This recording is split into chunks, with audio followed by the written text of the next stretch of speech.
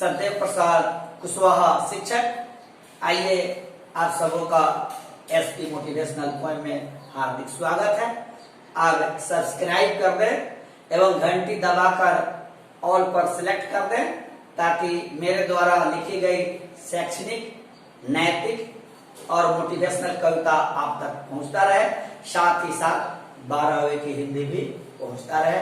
आज मुझे 12वीं का पदभाग का पढ़ना है, जन जन का चेहरा एक। इसके पहले मैं आप में एक एनर्जी पैदा करना चाहूंगा और यह कहना चाहूंगा, पढ़ना ऐसा विकल्प है, पढ़ना ऐसा विकल्प है जो बढ़ना मुझे सिखाता है, तूफानों और चट्टानों से भी लड़ना हमें सिखाता है।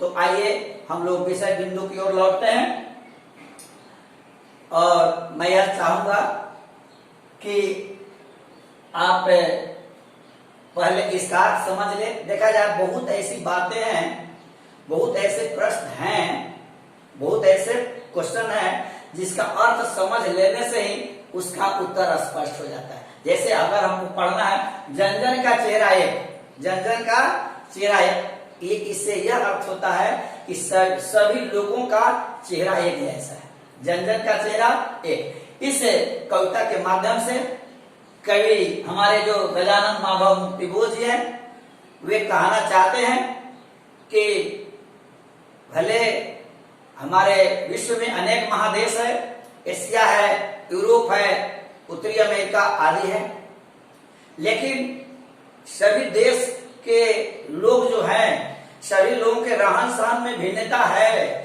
सभी लोगों की बोली की शैली में भिन्नता है, सभी लोगों की सभ्यता और संस्कृति में भिन्नता है, सभी लोगों की रहन सहन में एकता नहीं है, लेकिन समस्या सभी की एक जैसी है, समस्या सभी की एक जैसी ही है। इसीलिए इस कवि ने इस कवि का नाम रखा है, या यूं कहा जाए अपनी कविता का शीर्षक रखा है जन जन का चेहरा है। आज विश्व में जितने भी लोग हैं, सभी उसमें अधिकांश लोग कौन है? विश्व में अधिकांश लोग कौन है? वे हैं जो शोषित हैं, वे हैं जो मजदूर हैं, वे हैं जो गरीब किसान हैं, वे हैं जो फटियाली की जिंदगी जीने वाले हैं, वे हैं जो मजबूर हैं। लेकिन कवि हमको यह कहना चाहता है, या हमको यह संदेश देना चाहते हैं कि देशी क्या विदेश के जितने भी महादेश है, सभी की जनता की समस्या लगभग एक ही जैसी है। क्योंकि जो भी महादेश है, हर महादेश में, हर देश में कुछ ऐसे पूंजीपति लोग हैं, कुछ ऐसे शोषक लोग हैं जिसके द्वारा दलितों, पीड़ितों और प्रताड़ितों का जमकर शोषण किया जाता है। इस बात से आज कवि काफी दुखी है। इसीलिए इस कविता के माध्यम से मुक्तिबोध जी ने विश्व की तमाम जनता को जगाने का काम किया है और जनता की समस्याओं को हमारे मन मस्तिष्क में भरने का काम किया है, ताकि यह समझ जाए, लोग यह समझे कि ऐसा करना यानी गरीबों का शोषण करना, गरीबों के साथ भेदभाव करना, गरीबों को सम्मान न देना, यह किसी भी प्रकार से मानवता नहीं है, यह मानवता के विरुद्ध है। इसलिए कवि आज काफी दुखी है। वह चाहता है, इस कविता के माध्यम से कवि मुझे यह कहना चाहता है कि भले समस्या अलग है, लेकिन आज वे सभी लोग, आज जो लोग समस्याओं से जूझ रहे हैं, वे लोग भी आज अपने अधिकारों के पाने के लिए, अपनी अधिकारों की प्राप्ति के लिए आप सभी सजग हो चुके हैं और वे सभी मुट्ठी बांध करके अपने अधिकारों के लिए प्रयासरत रहे। और कवि को यह विश्वास है कि जब आदमी मुट्ठी बांधने का अर्थ होता है संकल्प लेना, मुट्ठी बांधने का ही अर्थ होता है संकल्प लेना। जब भी आदमी हम कोई भी काम करते हैं और जब हमारी मुट्ठी बंध जाती है तो यह मान लिया जाता है कि यह आदमी एक संकल्प ले चुका है और जीवन में जो संकल्प ले लेता है उसे दुनिया की कोई शक्ति पीछे नहीं कर सकती। इसीलिए कहावत है, संकल्प वह विकल्प है जो बढ़ना मुझे सिखाता है, तूफानों और चट्टानों पर भी चढ़ना मुझे सिखाता है। आइए मैं इस कविता का एक एक प्रश्नों का उत्तर मैं आपके समक्ष प्रस्तुत कर रहा हूं। आपसे पूछेगा कि कवि कवि आज दुखी क्यों है, तो कवि आपसे यह भी पूछ सकता है कि गजानन मावा मुक्ति बोध आज दुखी क्यों है, या आपसे ऐसे भी पूछ सकता है कि मुक्ति बोध आज दुखी क्यों है। तो हम इसका उत्तर लिखेंगे, मुक्ति बोध साम्यवादी विचार के हैं, उनके समक्ष उनकी आंखों के सामने गरीबों का शोषण हो रहा है, गरीबों के साथ भेदभाव किया जा रहा है, गरीबों को अपमानित किया जा रहा है और उस गरीबों के अधिकार से गरीबों को वंचित किया जा रहा है। उस देश के विकास का आधार वह गरीब है, वह किसान है, वह मजदूर है, लेकिन आज उसके साथ भेदभाव किया जा रहा है। इसलिए आज कवि काफी मन से, अंतर मन से, या यूं कहा जाए हृदय से वह काफी दुखी है। आपसे फिर पूछेगा गजानन जी का जन्म कहाँ हुआ था, तो मुझे याद रखना है कि गजानन जी का जन्म 1917 ईस्वी में 1917 ईस्वी में ग्वालियर में हुआ था, और जो मध्य प्रदेश का एक भाग है। अगर आपसे भाग के बारे में पूछेगा इलाहाबाद दे, पटना दे, कलकत्ता दे, तो लेकिन मुझे यह याद रखना है कि मुझे विकल्प में जन्म कहाँ हुआ था तो लिखेंगे ग्वालियर में। अगर राज्य की बातें हो तो मुझे याद रखना है कि मध्य प्रदेश में। आपसे पूछेगा, याद रखेंगे, जन्म की बातें हो लिखेंगे कितना 1917 में, मृत्यु कब हुई 1964 में, जन्म कहाँ हुआ था ग्वालियर में, किस राज्य में, तो हम लिखेंगे मध्य प्रदेश में। अगला प्रश्न, अगर पूछेगा जन जन का चेहरा एक से कविता का क्या तात्पर्य है। हमने कहा ना कि विश्व की जितनी भी गरीब जनता है सबों की लगभग समस्या एक ही है, भले वह देश अलग अलग हो लेकिन सभी देश के किसानों की समस्या एक जैसे है, सभी दलित पीड़ित प्रताड़ितों की गरीबों की लगभग समस्या एक जैसे ही है, क्योंकि उसे अधिकारों से वंचित किया जा रहा है, क्योंकि उसे सम्मान नहीं दिया जा रहा है। इसलिए कवि अपनी कविता के माध्यम से यह बताना चाहते हैं, या मुझे यह संदेश देना चाहते हैं कि समाज में कभी भी गरीबों के साथ भेदभाव नहीं किया जाना चाहिए, क्योंकि वह गरीब ही, वह किसान ही, वह मजदूर ही देश की विकास की बुनियाद है, वह मजदूर ही देश की प्रगति और संवेदनशीलता का आधार है। इसलिए कवि यह कहना चाहता है कि सभी अलग अलग देश हैं, अलग अलग लोग हैं, अलग अलग भाषा है, लेकिन सबों की समस्या एक जैसी है। समस्या एक जैसी समस्या को ही उन्होंने एक चेहरा का नाम दिया है। इस भिन्नता है लेकिन समस्याओं में कोई भिन्नता नहीं है, इसीलिए हमारे कवि मुक्ति बोध जी ने इस कविता का नाम रखा है जन जन का चेहरा एक। अगला प्रश्न है कि दानव दुरात्मा से क्या अभिप्राय है। दानव दुरात्मा से क्या अभिप्राय है।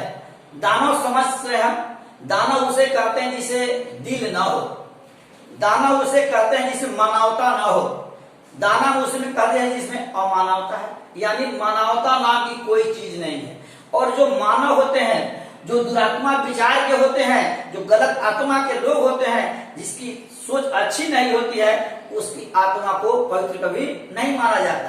और वे लोग जो होते हैं किसी सीमा में बंधे नहीं होते, वे कभी भी जीवन में अच्छा कार्य करना नहीं जानते। वे यह नहीं समझ पाते हैं कि क्या अच्छा और क्या बुरा है, क्योंकि उनकी आत्मा ही दुरात्मा हो चुकी है, वे अंदर से मर चुके हैं, वे अंदर से मर चुके हैं। इसलिए वैसे लोगों से समाज को, देश को, विश्व को कोई उम्मीद नहीं है।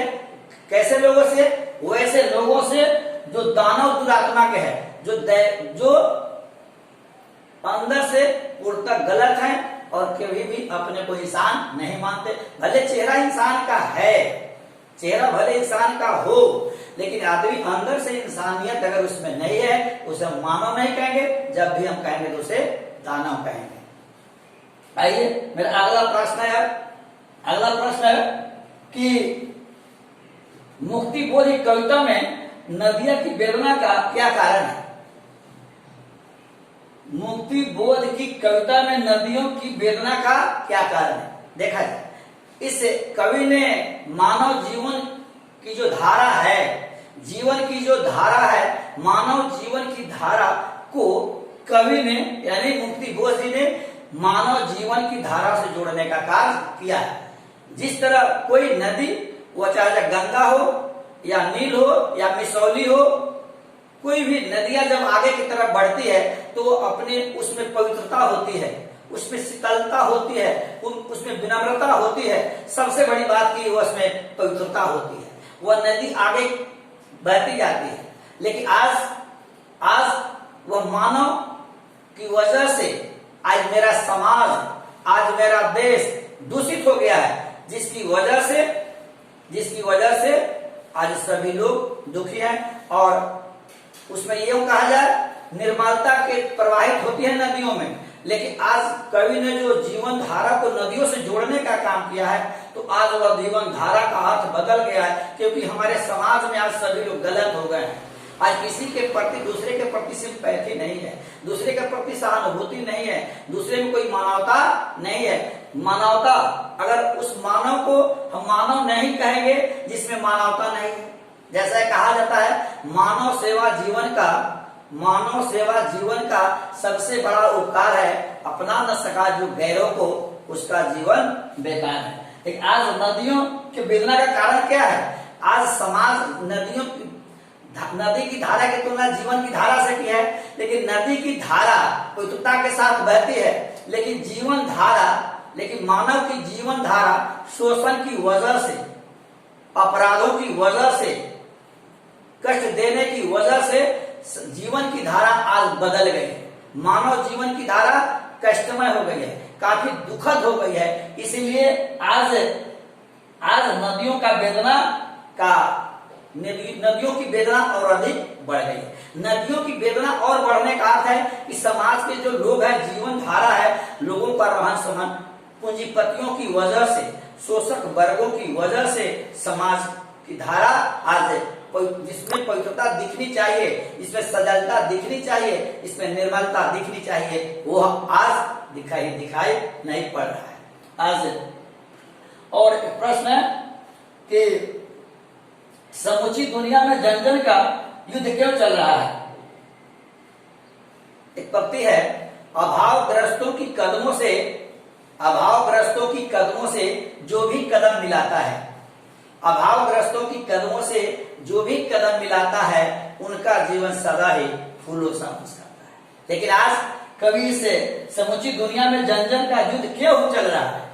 कवि यह कहना चाहता है कि पूंजीपति लोग मुट्ठी भर होते हैं, शोषक लोग मुट्ठी भर होते हैं, और जिसकी वजह से, उसकी शोषण की वजह से, उसकी निर्लजता की वजह से, उनके परेशानियों की वजह से आज देश विदेश में विश्व के अधिकांश लोग दुखी है, पीड़ित हैं आज।